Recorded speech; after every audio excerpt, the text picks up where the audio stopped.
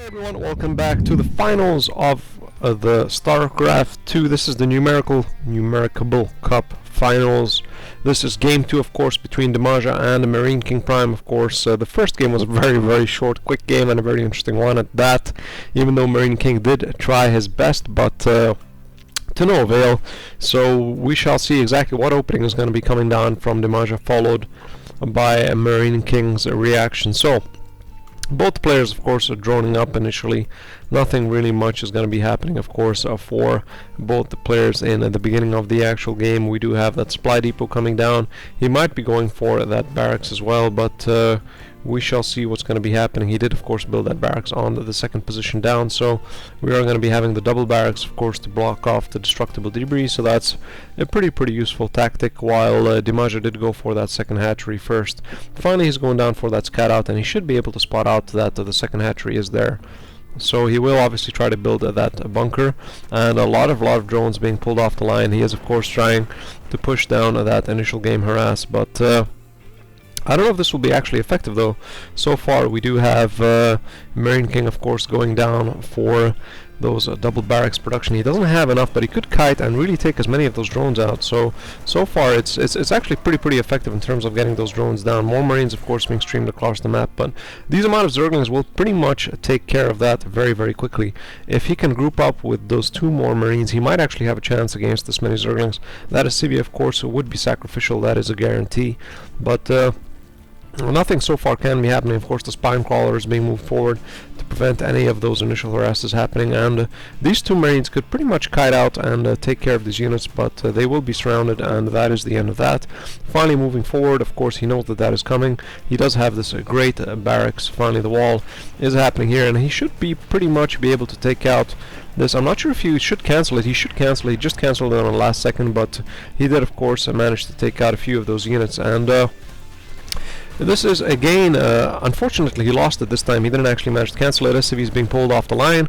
He is, of course, trying to prevent any of these Zerglings streaming across, so he's going to be trying to stop this actual push from coming into his main base, and a very nice play by MarinKing, being able to stop those units from moving into his actual main production line. So far it is pretty fine. Let's just take a look at the resources lost. Of course, MarinKing is a little bit higher, but I think he'll be able to catch up very quickly, especially since he does have those mules in place, so he should be getting those resources up and running very quickly, so that shouldn't be a problem at all.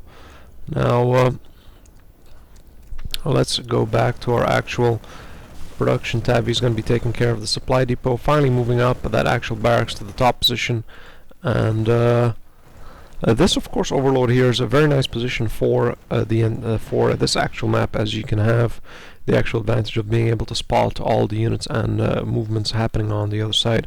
Command center, of course, being placed down, so he's going for a 3-base command center. He's going to be using this for production of more SCVs. Time will tell. 22 Marines in comparison, 22 SCVs in comparison to 30 drones, so of course he's a little bit behind due to the initial harass, which didn't prove to be very effective, but so far so good. Nothing really happening. Units killed, we do have 17-9 and 4-5, so far that is fine. We do have reactors, so we're going to be expecting that double Hellion production, which just happened right now. Again, another barracks coming into play with the bunker as well to start that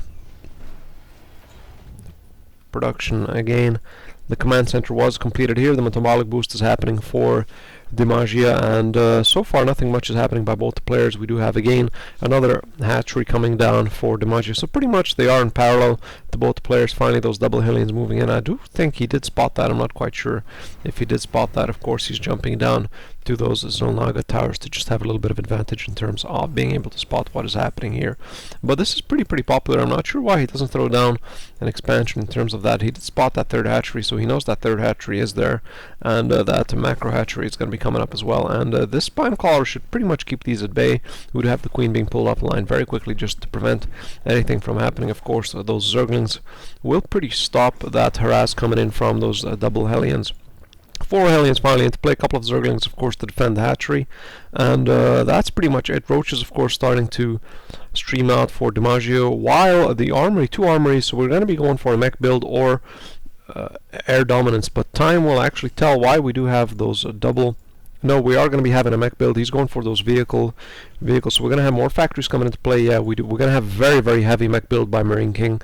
Finally, we do have those 3 factories coming into play, and here come a couple of Zerglings, of course, just to prod at the actual wall and see how effective it is in terms of being able to push out.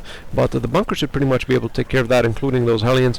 I'm not sure why he didn't stop that from streaming in across the map. They did, of course, go for the mules. They are targeting those mules to prevent those additional resources from coming through. So he did rebunker those units again, and finally push is coming in from mTwDIMAGA. So mTwDIMAGA is moving in, of course, to the mTwDIMAGA tower to keep anything spotted out. Of course, overlords are being pushed around the actual base of mTwDIMAGA just to be sure in case any actual push comes forward. So we do have that queen here. I don't really think this is going to be very effective, especially with that one Roach. The Roach is very effective in terms of taking down those Hellions, and now we do have 3 more Roaches in play, so very effective in terms of being able to push back that Hellion harass by MarinKing.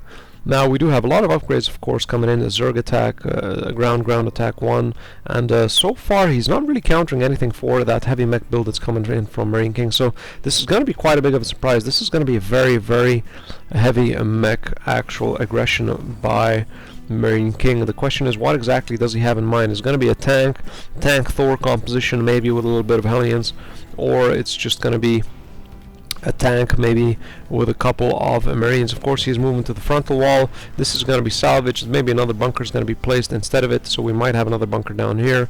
Time will actually tell what's going to be happening. He might start off another wall off here as well, so we shall see exactly how this is going to be playing out. Of course, the Hellions being split off to take care of those mTwDIMAGA towers, and with that one Hellion being positioned here, and finally a little bit of harass is going to be coming in.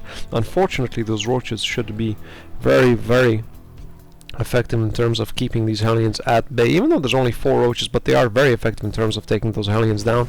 So I don't think that'll be proving effective at all, but this is of course a very key in terms of being able to keep that Crete at bay. But this is going to force him to actually retreat, so I don't think this is going to be very effective at all. I don't know why MarinKing doesn't retreat with these amount of Hellions. There's really nothing he can do in terms of being able to take down this many Roaches, but very nice micro there, lighting up all the Roaches with those flames. So he did sort of turn out winning that, but other than that, nothing really much is happening. We do have that Fort Command Center coming in, a lot of supply depots to wall it off. We do have a bunker in the back as well, nicely tucked away, so that gives it that illusion of in case he does decide to stream across from the back of the map. A lot of Roaches streaming in. Did they just miss each other? That is really funny. They just missed each other.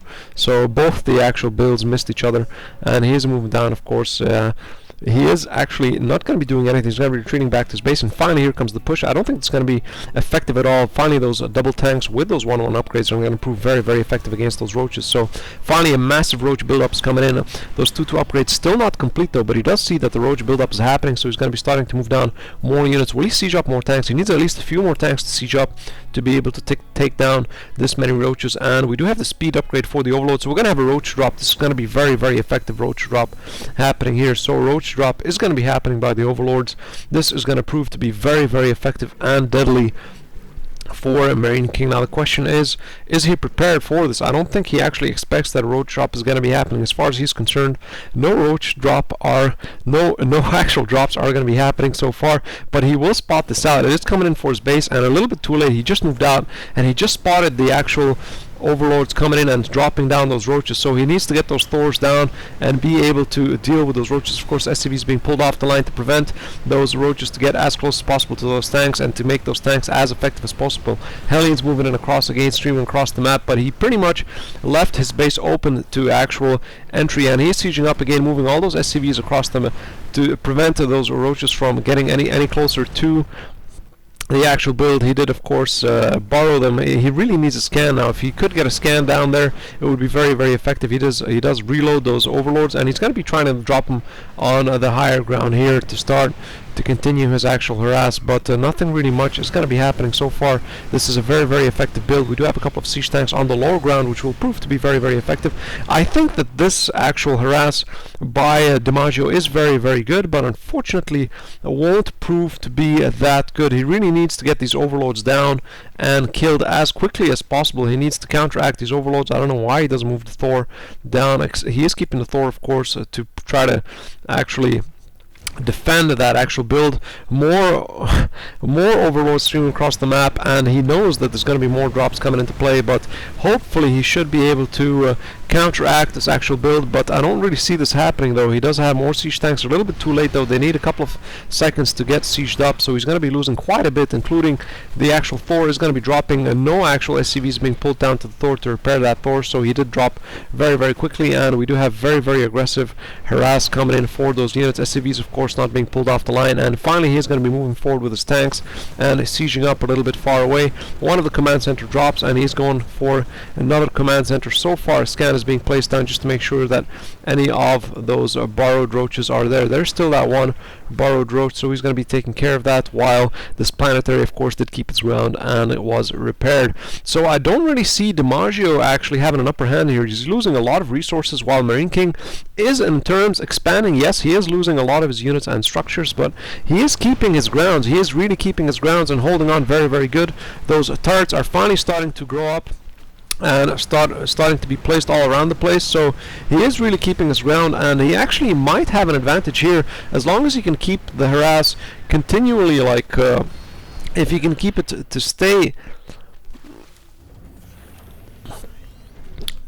at such an actual aggressive push. He actually might be able to do it. He'll really need to siege up these tanks here as quickly as possible. He did bury those roaches. Of course, all the SCVs are being pulled off the line.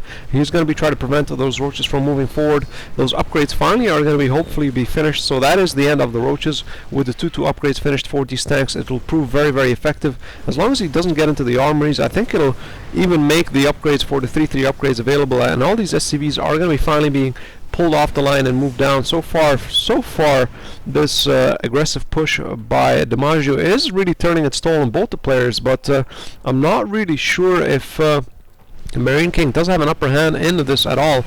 So he's just trying to prevent any of these roaches to do severe damage to his actual bases. So he did lose one of his main production lines, which is going to be this one. So that is the end of this main production line. If he can siege up his tanks on this high ground, that'll prove to be a little bit effective in terms of having some support fire laid down for these roaches. He, of course, is going to be going down for the planetary. All the civs are going to be pulled off and made to repair that planetary, so it lasts as long as possible. So the question is, will he be able to take care of that planetary? No, he decides to ditch the planetary and drop it. So pretty much there's no minerals at all coming in for MarinKing Prime. His actual mineral production has completely ceased and stopped with this continuous roach harass, and these overlords are really making sure that a continuous drop of roaches and stream of roaches are going to be dropped down there. Again, Crete being dropped down here to prevent any of the command centers from moving down to that third position. So he's pretty much mined out. MarinKing doesn't really look to have an advantage here at all. DiMaggio is just mopping up and cleaning up the remnants of his actual bases, being very, very aggressive.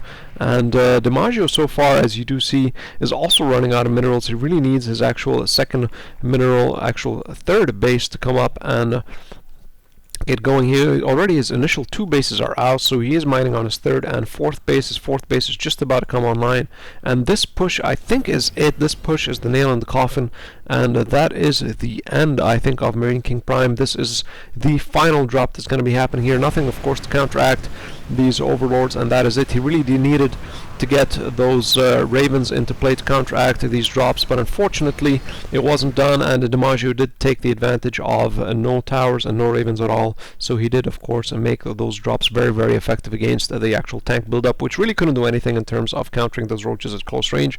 So this is it for the second game. As always, happy gaming, and see you guys in game 3. Bye.